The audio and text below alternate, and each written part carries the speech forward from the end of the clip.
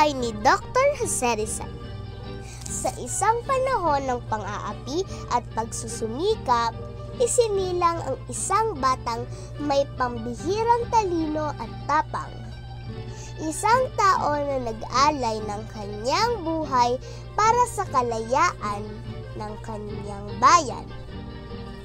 Siya ay si Dr. Jose Protasio Rizal Mercado y Alonso Rialonda, ang ating pambansang bayani. Halina't tunghayan ang kanyang kahangang-hangang talambuhay. Si Jose Rizal ay ipinanganak noong Hunyo 19, 1861 sa Calamba, Laguna. Siya ay ang pangpito sa 11 anak nina Francisco Mercado at Teodora Alonso. Bata pa lamang ipinakita na niya ang kanyang angking talino. Naisulat na niya ang kanyang unang tula na pinamagatang Sa Aking Mga Kabata. Isang tulang nagturo ng pagmamahal sa sariling wika. Jose Rizal ay nag-aral sa Ateneo Municipal de Manila kung saan siya'y nagtamo ng pinakamataas na marka. Pagkatapos nito, nagpatuloy siya sa Universidad ng Santo Tomas at lumipad patungo sa Europa upang ipagpatuloy ang kanyang pag-aaral sa medisina sa Universidad Central de Madrid.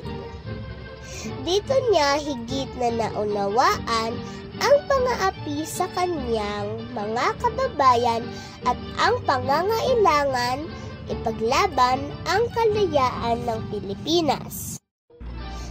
Sa pamamagitan ng kanyang panulat, inilantad ni Rizal ang pang-aabuso ng mga Espanyol sa kanyang mga nobelang No Limitangere at El Filibusterismo. Ang kanyang mga akda ay nagbigay liwanag sa mga Pilipino at nagpasiklab ng damdamin ng nasyonalismo.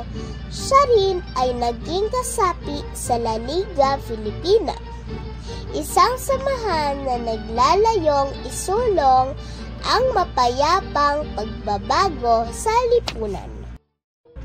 Dahil sa kanyang mga isinulat at paninindigan, siya ay inaresto ng mga otoridad ng Espanya at ipinatapon sa dapitan.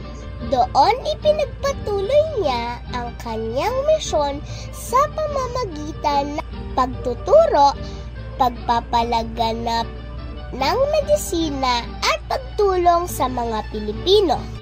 Ngunit hindi nagtagal, siya ay binitay noong ika-30 ng Disyembre 1896 sa Bagong Bayan, na ngayon tinatawag na Luneta. Bagamat si Dr. Jose Rizal ay pumanaw, hindi kailanman namatay ang kanyang diwa at adhikain. Ang kanyang mga ginawa at isinulat ay nagbigay inspirasyon sa maraming Pilipino upang ipaglaban ang ating kalayaan. Hanggang ngayon, siya ay isang huwaran, katalinuhan, tapang at pagmamahal sa bayan. Naway patuloy tayong matuto sa kanyang buhay at ipagpatuloy ang laban para sa isang mas malaya at mas maunlad na Pilipinas.